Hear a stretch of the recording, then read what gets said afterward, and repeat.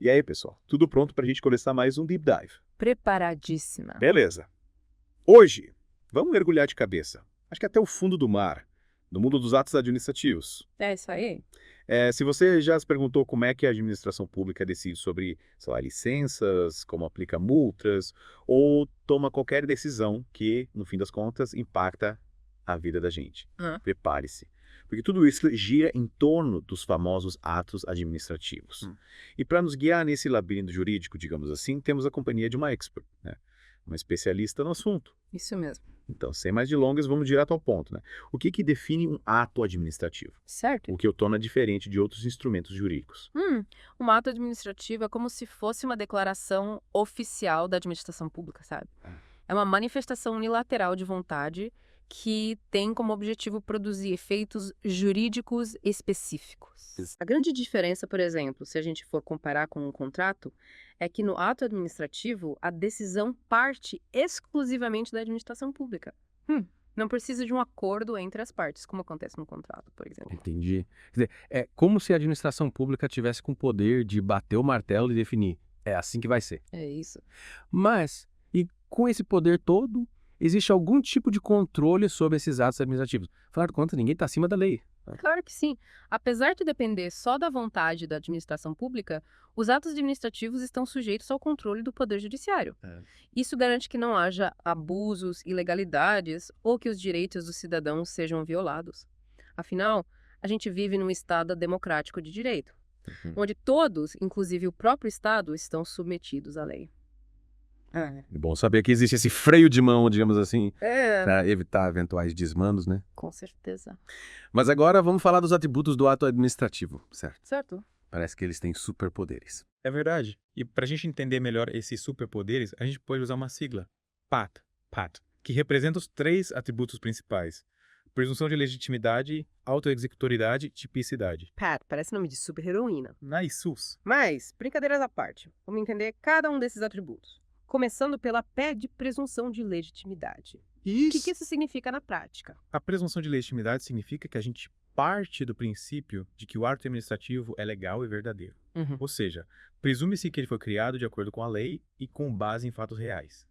Isso garante agilidade aos processos administrativos, porque a administração pública não precisa ficar provando a legalidade do ato a cada nova situação. Faz sentido? Imagina a burocracia se a administração pública tivesse que provar a legalidade de cada ato a todo momento. Pois é. Seria um caos, né? Mas e se o ato é completamente absurdo? Tipo, imagina receber uma multa por falta de cinto de segurança, piloto numa moto. Risos, ótima pergunta. Esse tipo de situação, por mais absurda que pareça, ilustra bem a importância do controle judicial.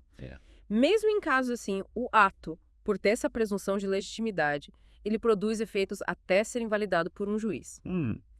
Cabe ao cidadão que se sentir lesado recorrer à justiça para contestar o ato e provar que ele é ilegal. Então, a presunção de legitimidade agiliza os processos, mas o judiciário está lá para garantir que essa agilidade não vire injustiça. Exatamente. É um sistema de freios e contrapesos para garantir o equilíbrio entre a eficiência da administração pública e a proteção dos direitos individuais. Perfeito. E aliado de autoexecutoriedade, qual o significado desse superpoder? A autoexecutoriedade significa que, em algumas situações, a administração pública pode executar suas decisões diretamente sem precisar de autorização judicial prévia. Isso acontece em casos de urgência, como, por exemplo, situações que coloquem em risco a saúde pública, a segurança ou a ordem social. Ou quando a lei autoriza expressamente essa autoexecutoriedade. Entendi. Então, em certos casos, a administração pública tem o poder de agir rapidamente sem precisar esperar por uma decisão judicial, né? Mas me dá uns exemplos práticos da autoexecutoriedade para a gente visualizar melhor. Claro. A gente pode pensar, por exemplo, na apreensão de alimentos que estão impróprios para consumo. Ou na interdição de um estabelecimento que está colocando em risco a segurança dos clientes. Ou até mesmo na demolição de uma obra irregular que ameaça desabar. Em todas essas situações, a administração pública pode agir de imediato para proteger o interesse público. Nossa, realmente essa autoexecutoriedade dá um poder de fogo enorme para a administração pública agir em situações críticas. É. Mas Pelo que eu entendi, nem todo ato administrativo tem esse superpoder, né? Exato. Nem todo ato é autoexecutório. A cobrança de uma multa, por exemplo, exige um processo judicial para ser efetivada. O Estado não pode simplesmente confiscar o dinheiro do cidadão sem o devido processo legal. É verdade. Então, a autoexecutoriedade é um instrumento poderoso, mas que deve ser usado com responsabilidade e dentro dos limites da lei, certo? Com certeza. É por isso que a lei define critérios rigorosos para a aplicação da autoexecutoriedade. E o judiciário está sempre vigilante para coibir eventuais abusos. Legal. E para finalizar a nossa parte, o que significa MI de tipicidade? A tipicidade significa que cada ato administrativo precisa estar previsto em lei. A administração pública não pode simplesmente inventar atos. Cada ato precisa ter um molde legal que o defina, garantindo a segurança jurídica e evitando arbitrariedades. Então, a administração pública precisa seguir um roteiro pré-definido pela lei sem poder improvisar. Exatamente. Gostei da analogia do roteiro. E falando em roteiro, vamos agora para os elementos que compõem um ato administrativo. Certo? Quais são os ingredientes dessa receita jurídica? Para um ato administrativo ser válido, ele precisa ter 5 elementos essenciais: competência, finalidade, forma, motivo e objeto. Para facilitar, podemos usar a mnemônica COFIFOMOB. COFIFOMOB. Parece até um feitiço mágico. Risos! Mas vamos lá. Qual a função de cada um desses elementos? Começando pela C de competência. O que significa esse elemento? A competência, como o próprio nome sugere, se refere à capacidade legal do agente público para praticar o ato. Ou seja, é preciso verificar se o agente público tem, de fato, a atribuição legal para realizar aquele ato específico. Isso quer dizer que não é qualquer um que pode sair por aí aplicando multas, concedendo licenças ou tomando decisões importantes, né? É isso mesmo. É preciso ter autorização expressa da lei para isso. Exatamente. A lei define quem tem competência para cada tipo de ato. E essa competência, em algumas situações específicas, pode ser delegada a outro agente, mas sempre seguindo as regras e limites estabelecidos por lei. Interessante. Então, competência é como uma senha que permite ao agente público acessar determinadas funções e exercer certos poderes, certo? Mas e os outros elementos do COFIFOMOB? Qual a importância deles? Cada um desses elementos tem um papel fundamental na validade do ato administrativo. A finalidade, por exemplo, se refere ao objetivo do ato, que deve estar sempre voltado para o interesse público. Já a forma diz respeito ao modo como o ato se exterioriza, ou seja, como ele se manifesta no mundo exterior. Então, a finalidade garante que o ato seja usado para o bem da coletividade e a forma define como esse ato se materializa, certo? Isso. Mas e motivo? Qual a função desse elemento? O motivo é a situação de fato e de direito que justifica a prática do ato. É a causa que leva a administração pública a tomar aquela decisão. Já o objeto, também chamado de conteúdo, é o efeito jurídico imediato que o ato produz. É a própria decisão tomada pela administração pública, como a concessão de uma licença, a aplicação de uma multa ou a nomeação de um servidor. Entendi. O motivo é o porquê da decisão e o objeto é o que da decisão. Parece que já estamos craques em COFIFOMOB. Jesus! Mas agora me surgiu uma dúvida. Qual a diferença entre um ato vinculado e um ato discricionário? Ótima pergunta. A diferença básica está na margem de liberdade que a administração pública tem para tomar a decisão. Margem de liberdade. Explica melhor essa parte. No ato vinculado, a administração pública não tem liberdade de escolha. Ela precisa seguir rigorosamente o que a lei determina, sem poder analisar a conveniência ou a oportunidade da decisão. É como seguir uma receita de bolo. A lei define os ingredientes e o modo de preparo, e a administração pública precisa seguir a receita à risca. Então, no ato vinculado, a administração pública age como um robô, seguindo as instruções da lei sem questionar, Isso. e no ato discricionário. No ato discricionário, a administração pública tem uma certa liberdade para avaliar a situação e decidir o que considera mais adequado para o interesse público, levando em conta a conveniência e a oportunidade da decisão. Nesse caso, a lei define os objetivos a serem atingidos, mas a administração pública tem uma certa flexibilidade para escolher os meios para alcançar esses objetivos. Ah, entendi. No ato discricionário, a administração pública tem um pouco mais de espaço para respirar, podendo usar sua expertise para tomar a decisão mais adequada para cada situação, certo? Exatamente. E quais exemplos a gente pode dar de ato vinculado e ato discricionário? Um exemplo de ato vinculado é a emissão de um passaporte. Se o cidadão apresentar toda a documentação exigida por lei, a administração pública é obrigada a emitir o passaporte. Sem poder negar o pedido, por exemplo, porque acha que o cidadão não parece confiável. Faz sentido. A lei define os critérios para a emissão do passaporte, e a administração pública não tem poder para criar novas exigências ou negar o pedido sem justificativa legal. E um exemplo de ato discricionário. Um bom exemplo é a autorização para a realização de um evento em um espaço público. A administração pública precisa analisar vários fatores, como o tipo de evento, o número de participantes, o impacto no trânsito, a segurança do local, para então decidir se concede ou não autorização. Interessante. No ato discricionário, a administração pública precisa sopesar os prós e os contras de cada decisão, buscando sempre o que for melhor para o interesse público, certo? Isso mesmo. A discricionariedade permite que a administração pública haja com mais flexibilidade e se adapte às diferentes situações que se apresentam, mas sempre dentro dos limites da lei, dos princípios da razoabilidade e da proporcionalidade. Mas essa liberdade de escolha no ato discricionário tem algum limite? Quem garante que a administração pública não vai abusar desse poder e tomar decisões arbitrárias? Essa é uma preocupação importante. A discricionariedade não é um cheque em branco para a administração pública. Ela precisa agir hoje dentro dos limites da lei, observando os princípios da impessoalidade, da moralidade, da publicidade e da eficiência. E, claro, o judiciário está sempre atento para coibir eventuais abusos. E bom saber que existem mecanismos para controlar o poder discricionário da administração pública. Mas, e como os atos administrativos chegam ao fim, eles têm uma data de validade. Sim, os atos administrativos podem ser extintos por diversos motivos. As principais formas de extinção são a anulação, revogação, cassação, caducidade e contraposição. Nossa, quanta forma de acabar com o ato administrativo. Mas qual a diferença entre cada uma delas? Começando pela A de anulação. O que acontece nesse caso? A anulação ocorre quando o ato administrativo é ilegal. Ou seja, quando ele foi praticado em desacordo com a lei.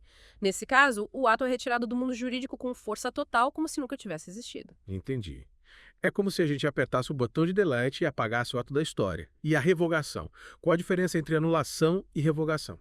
A principal diferença é que a anulação se aplica a atos ilegais, enquanto a revogação se aplica a atos válidos que deixaram de ser convenientes ou oportunos para o interesse público. Ah, entendi. A anulação é como um castigo para o ato ilegal, enquanto a revogação é como a atualização do sistema, certo? O ato era bom, mas agora surgiu algo melhor ou a situação mudou, então ele é descontinuado, né? Exatamente. A administração pública tem o poder de rever seus atos e revogá-los quando considerar necessário para o bem público. E a C de cassação? Como essa forma de extinção funciona? A cassação ocorre quando o beneficiário do ato descumpre as condições para sua manutenção. Por exemplo, se um motorista tem sua carteira de habilitação cassada por dirigir embriagado, o direito de dirigir foi retirado como consequência do descumprimento da lei. Entendi. A cassação tem um caráter punitivo, pois é uma consequência do descumprimento de normas pelo beneficiário do ato. E a outra C de caducidade. Como essa forma de extinção se diferencia da cassação? A caducidade ocorre quando o ato perde a sua validade por causa de uma mudança na legislação.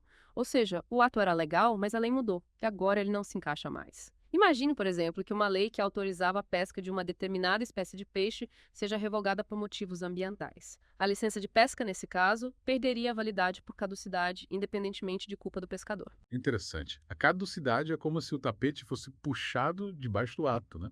Ele simplesmente perde sua base legal e deixa de existir. E para finalizar nosso tour pelas formas de extinção, o que significa a contraposição. A contraposição ocorre quando um novo ato, com efeitos opostos ao ato anterior, é praticado. É como se um ato cancelasse o outro. Por exemplo, se um servidor público é nomeado para um cargo e depois é exonerado, a exoneração se contrapõe à nomeação, extinguindo o ato anterior. Nossa, quanta informação. Parece que já fizemos uma verdadeira maratona pelo mundo dos atos administrativos. Mas ainda temos muito a explorar, certo? Com certeza. Na próxima parte do nosso mergulho, vamos aprofundar a análise da revogação e da anulação. E vamos ver exemplos práticos de como essas formas de extinção funcionam na vida real. Que legal. Mal posso esperar para desvendar mais segredos dos atos administrativos. Então, pessoal, preparem-se para a segunda parte do nosso mergulho. Até a próxima. Até a próxima. De volta ao The Deep Dive. Na primeira parte, a gente explorou os atributos, os elementos, as formas de extinção dos atos administrativos. Agora, vamos mergulhar num dos pontos mais, digamos, complexos e importantes desse tema. A diferença entre revogação e anulação. É isso aí. Na parte anterior, você mencionou que a revogação se aplica a atos válidos que deixaram de ser convenientes ou oportunos para o interesse público, enquanto a anulação se aplica a atos ilegais, certo? Isso. Mas como isso funciona na prática?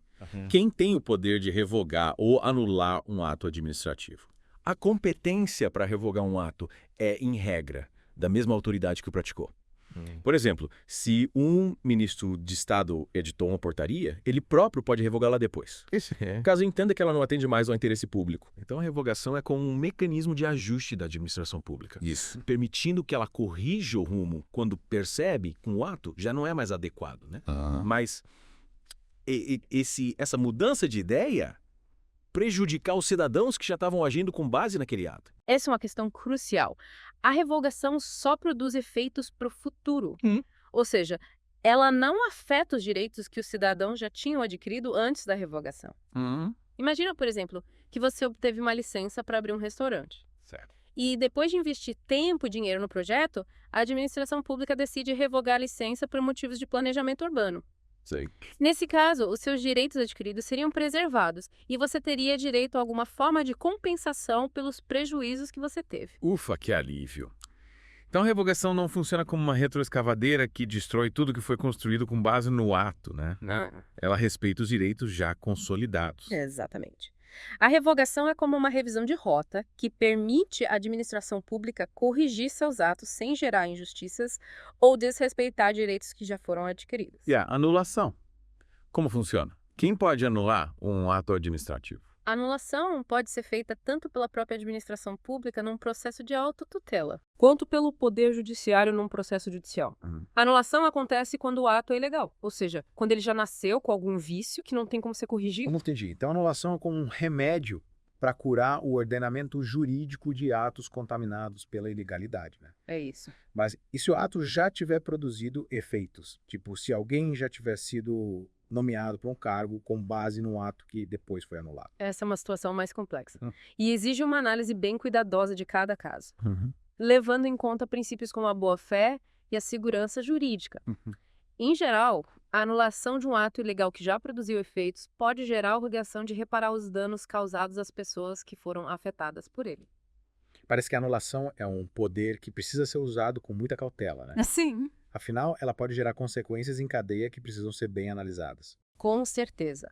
A anulação é um instrumento importante para garantir a legalidade da atuação da administração pública, mas ela precisa ser aplicada com responsabilidade e com bom senso, buscando sempre o equilíbrio entre a justiça e a segurança jurídica. Para a gente entender melhor a diferença entre revogação e anulação, que tal a gente analisar uns casos concretos? Afinal, nada melhor do que a prática para clarear as ideias, né? Ótima ideia. Vamos imaginar o seguinte caso.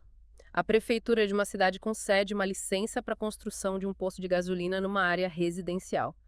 Depois, os moradores da região descobrem que a licença foi concedida sem a realização de um estudo de impacto ambiental, o que é obrigatório por lei. Os moradores entram com uma ação judicial e o juiz anula a licença. Nesse caso, a gente está diante de um exemplo de revogação ou de anulação. Nesse caso, me parece que é um exemplo de anulação, né? Isso. Afinal, a licença foi concedida sem o estudo de impacto ambiental, o que torna o ato ilegal desde o início. Exatamente. A licença foi concedida em desacordo com a lei, o que configura um vício insanável e justifica a anulação do ato. E se, em vez de uma ação judicial, a própria prefeitura, depois de ouvir as reivindicações dos moradores e reconhecer a falha na concessão da licença, decidisse cancelar a licença por iniciativa própria? Seria revogação ou anulação? Nesse caso, seria um exemplo de revogação. A licença em si não era ilegal, mas a prefeitura, ao reconhecer a falha no procedimento e a inconveniência da construção do posto naquela área residencial, decide revogar a licença por motivos de oportunidade e conveniência. Entendi. A revogação permite que a administração pública dê um passo atrás e corrija seus atos quando percebe que eles não são mais adequados, mesmo que não haja ilegalidade. Exatamente. A revogação é um instrumento que confere flexibilidade à administração pública, permitindo que ela ajuste sua atuação às mudanças sociais, políticas e econômicas, sempre buscando o melhor para a coletividade. Agora, vamos complicar um pouco. Imagina que, após a concessão da licença por posto, a prefeitura descobre que o empresário responsável pelo projeto subornou um funcionário público para obter a licença mais rápido. Certo. Nesse caso, a gente estaria diante de qual forma de extinção do ato administrativo? Nesse caso, seria a anulação, porque a licença foi obtida através de um ato ilícito, a prática de suborno. A ilegalidade, nesse caso, contamina a própria gênese do ato, tornando nulo desde o início. Nossa, esses casos práticos ajudam muito a entender a diferença entre revogação e anulação. Mas ainda tem uma última pergunta. Pode perguntar. E se o ato for anulado depois de já ter produzido efeitos? Tipo, se o posto já tiver sido construído com base na licença ilegal, Uhum. o que acontece? Essa é uma questão complexa e que exige uma análise cuidadosa de cada caso, ponderando os diversos interesses envolvidos. Certo. Em algumas situações, a solução pode ser a demolição da obra que é irregular. Em outros casos, pode ser possível a regularização da obra mediante o pagamento de multas e a adoção de medidas para reduzir os impactos negativos. O importante é que a decisão seja justa, proporcional, buscando o equilíbrio entre a legalidade, a segurança jurídica e o interesse público. Que autoesclarecedora. Agora, tem uma visão muito mais clara da diferença entre revogação e anulação. Mas, infelizmente, nosso tempo está se esgotando. Calma, a gente ainda tem muito para explorar. Na próxima parte do nosso mergulho, vamos desvendar outro tema fundamental: os vícios dos atos administrativos. Vamos aprender a identificar os defeitos que podem contaminar um ato administrativo. Legal? E quais as consequências desses vícios para a administração pública e para os cidadãos. Que legal. Mal posso esperar para desvendar esses segredos dos vícios. Então, queridos ouvintes, preparem-se para a parte final da nossa expedição pelo mundo dos atos administrativos. Até lá. Se volta para a última parte do nosso mergulho profundo nos atos administrativos. Já exploramos os atributos, os elementos, a diferença entre revogação e anulação. E agora, chegou a hora da gente desvendar os segredos dos vícios, certo? Exatamente. Prepare-se para uma verdadeira investigação forense no mundo dos atos administrativos. A gente vai dissecar cada vício e entender como eles podem comprometer a legalidade e a validade dos atos, levando à anulação e, em alguns casos, até a responsabilização dos agentes públicos. Parece que a coisa é séria. Então, vamos começar do básico. O que são os vícios dos atos administrativos? Certo. Como é que eles surgem? E quais são as consequências? Os vícios são como defeitos de fabricação que podem contaminar um ato administrativo, tornando ilegal. Eles podem surgir em qualquer um dos elementos que compõem o ato: competência, finalidade, forma, motivo e objeto.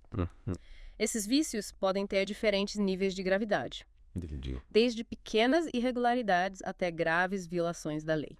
É como se o ato administrativo fosse um carro novo, mas que saiu da fábrica com defeitos no motor, nos freios, na lataria. Isso. Dependendo da gravidade do defeito, o carro pode até ser retirado de circulação, né? Exatamente. E no caso dos atos administrativos, a retirada de circulação se dá por meio da anulação do ato, que pode ser realizada pela própria administração pública ou pelo Poder Judiciário. Então, vamos abrir o capô e analisar cada um desses vícios. Começando pela competência. Certo. Que tipo de defeito pode surgir nesse elemento? Na competência, o vício mais grave é o excesso de poder, que ocorre quando o agente público age além dos limites da sua competência legal. É como um médico que decide realizar uma cirurgia cardíaca, mesmo sem ter a especialização necessária. Nossa!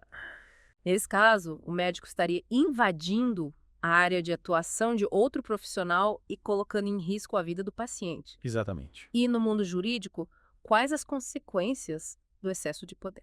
O excesso de poder torna o ato ilegal e passível de anulação. Além de poder gerar responsabilidade civil e até criminal para o agente público que o praticou. Sei. Imagina, por exemplo, um fiscal de posturas que decide aplicar uma multa de trânsito, mesmo sem ter atribuição legal para isso. Essa atuação seria considerada excesso de poder e, portanto, ilegal. Entendi. Cada agente público tem suas atribuições delimitadas pela lei e agir fora desses limites é como ultrapassar o sinal vermelho, né? É isso. E na finalidade, que tipo de vício pode comprometer esse elemento? Na finalidade, o vício mais comum é o desvio de poder, que ocorre quando o agente público pratica o ato com um objetivo diferente do interesse público, geralmente para beneficiar a si mesmo ou a terceiros. É como um político que usa o dinheiro público para construir uma obra em seu próprio terreno, por exemplo. Nossa, isso é um verdadeiro desvio de rota. Usar o poder público para fins particulares é uma grave violação da lei. Com certeza. Quais as consequências do desvio de poder? Assim como o excesso de poder, o desvio de poder torna o ato ilegal e passível de anulação. E pode gerar responsabilidade civil e criminal para o agente público. Afinal, o poder público deve ser exercido sempre em benefício da coletividade e não para atender a interesses privados. É verdade? E na forma, que tipo de defeito pode surgir nesse elemento? Na forma, o vício mais comum é a inobservância das formalidades legais. Ou seja, quando o ato não segue as regras de procedimento que estão previstas em lei. Certo? É como se um juiz proferisse uma sentença sem ouvir as partes envolvidas no processo, violando o princípio do contraditório e da ampla defesa. Parece que a forma é como um manual de instruções do ato administrativo. Isso. E desrespeitar esse manual pode levar à invalidação do ato, né? Exatamente. As formalidades legais existem para garantir a segurança jurídica, a transparência e o controle dos atos administrativos. Ignorar essas formalidades é como construir uma casa sem seguir o projeto arquitetônico. O resultado pode ser um desastre. E no motivo? Quais os defeitos que podem surgir nesse elemento? No motivo, os vícios mais comuns são a falsidade do motivo e a inexistência do motivo. A falsidade ocorre quando o agente público alega um motivo falso para justificar a prática do ato. Como, por exemplo, um policial que prende um cidadão alegando que ele estava portando drogas, quando na verdade não estava. Já a inexistência do motivo ocorre quando o agente público não apresenta nenhum motivo para justificar o ato. Como, por exemplo, um prefeito que decreta feriado municipal sem nenhuma justificativa plausível. Nossa. Usar informações falsas para justificar um ato é como construir um castelo de areia. A qualquer momento, a verdade pode vir à tona e derrubar tudo. E a inexistência do motivo é como dar um tiro no escuro.